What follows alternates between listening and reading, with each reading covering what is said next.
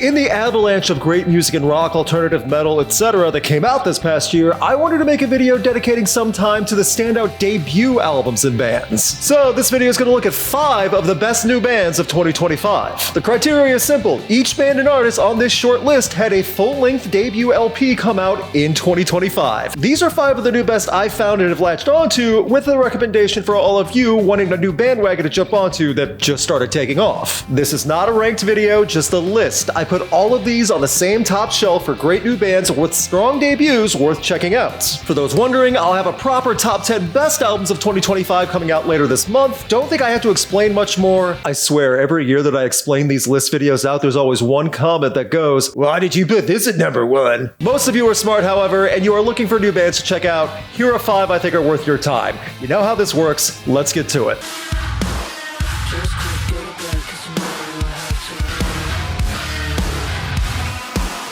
Starting off with possibly the most requested for me to look into and the most requested by my podcast co-host Rowan, coming out of Germany with their debut Hit It is Vianova. Germany is making a claim for being the new metalcore capital, and with how much creative metalcore that's coming from there, I think they've earned that distinction. Vianova is not just metal or hardcore, it's a lot of electronic and groove thrown in there as well. One minute you're destroying your neck headbanging, the next you're dancing in a club. I mean, you could be headbanging at a club. I'm not to judge how people dance. Vianova makes music for both is my point. The range from raw aggression to metal dance groove is sometimes in the same track, and I think Vianova have a bright future because they can do both well.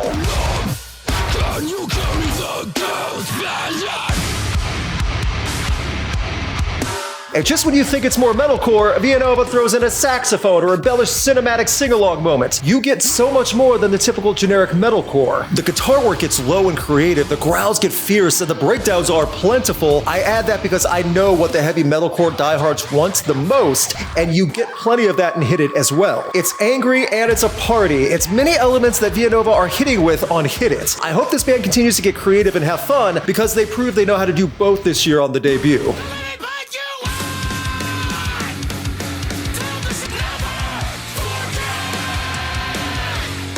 Switching over to the hardcore side, going on the East Coast, coming out of Baltimore is End It with the debut LP Wrong Side of Heaven, and I hope you are ready to get screamed at. Akil Godsey's vocals are at 11 in volume, and the entire time you feel it on every track. His charisma shines through Wrong Side of Heaven, and you aren't so much listening to a hardcore album as you are being grabbed by the lapels and shaken by it. That might sound intimidating, but End It makes their presence inviting. You are magnetically pulled into the anger. If the action of kicking down a door had a favorite band, End It would be the band. From now on, when you hear End It and this album, you can easily associate it with a Baltimore group forcing the door off its hinges.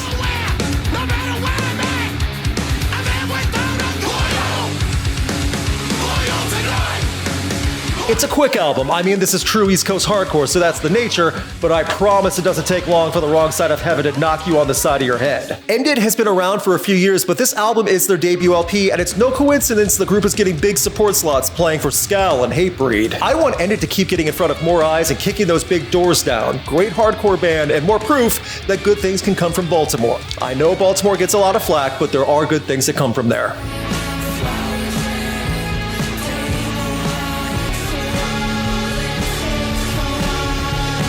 We now head a bit north to New Jersey, and it's a young band that formed in 2021 called High that released some of the best blend of shoegaze and grunge I've heard this year. High formed and released an EP on cassette as the only predecessor to the debut album Come Back Down. It's gritty Jersey vibes to hook-filled gazy guitars. High hit a high, period. That joke is funny to someone, I'm sure, because the band is listed as High with a period.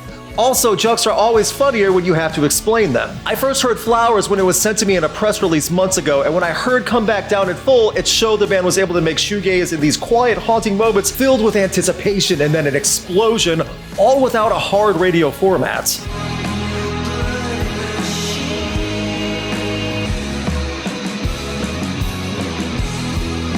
I'm not saying High reinvents anything on the shoegaze wheel, I'm saying that they've nailed what the sound should be while knowing how to keep your attention and fit so many moods, which is especially impressive coming out of New Jersey, where the main mood is... Wow, I guess Jersey can just be described as a mood now that I think about it. I'm feeling Jersey. I'm glad I was sent a notification about a band like this because you hear talent, potential, drive, identity, all in a debut from a group that describes themselves as High. period. Another short album at just over 30 minutes, but it's a half hour of Come Back Down that'll have you coming back for more.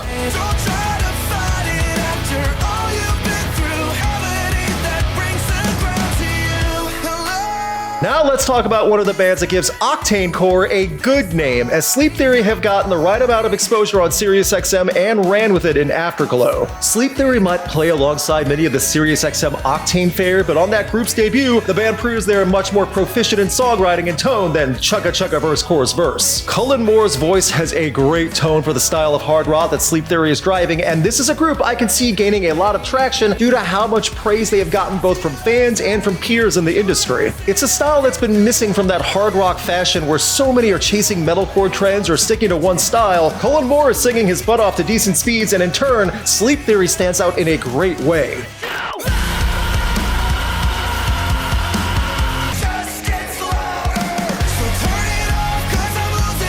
Occasional string sections, big choruses, there are good surprises on Afterglow that will go unlooked unless you check out the full album. I've heard great things about Sleep Theory live. I see this being a DWP staple band for a few years as well in the US festival circuit, which fits along that Octane Core group, but again, this stands out much better than what Octane Core is labeled. I keep bringing that up because Octane definitely has earned a label for the music they play on a loop for years now, but if it's a band like Sleep Theory that can do more than one song, I'm happy with it. I'm happy that this band is getting a following also.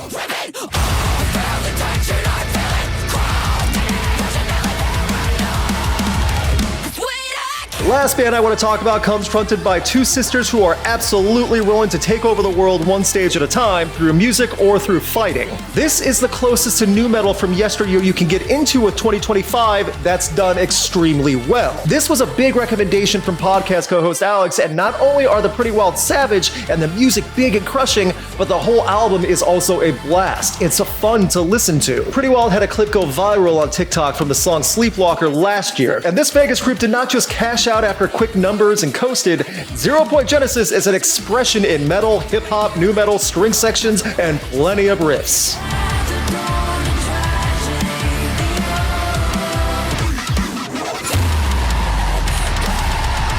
The subject matter gets wild, from witch hunts to revenge, and the range and style is what put 0.Genesis over the top for me. The Pretty Wild also did a collab with Magnolia Park, which also shows some diversity and range, and I think there is a lot of potential going forward in many different avenues. I hope the Pretty Wild keeps getting good tour spots while also engaging on social media and showing off their insane athletic skills. Incorporating that on stage is also intense. The Pretty Wild has a lot more going for them in what seems like more than a complete package. There are many other new bands that had a debut LP drop this year. There's no way I've heard them all, so leave a comment and let everyone know who you found that you think is worth checking out. This is the type of video I hope people engage with and leave comments directing others to new music. Please hit the like button if you've enjoyed this, and subscribe because there are several other year-end lists coming, including ranked lists where I look at the best and worst albums of 2025. Until then, here's some animal footage. Ivan here is sleeping, and I need to stay quiet while he's dreaming, because he's dreaming about people joining Patreon for Rocked. This way, you guys can all see early access to videos, some exclusive stuff, and Ivan can keep getting fed and keep getting treats. We all know good boys deserve treats. You can help that by supporting Rocked on Patreon. I promise that's what he's dreaming about right now.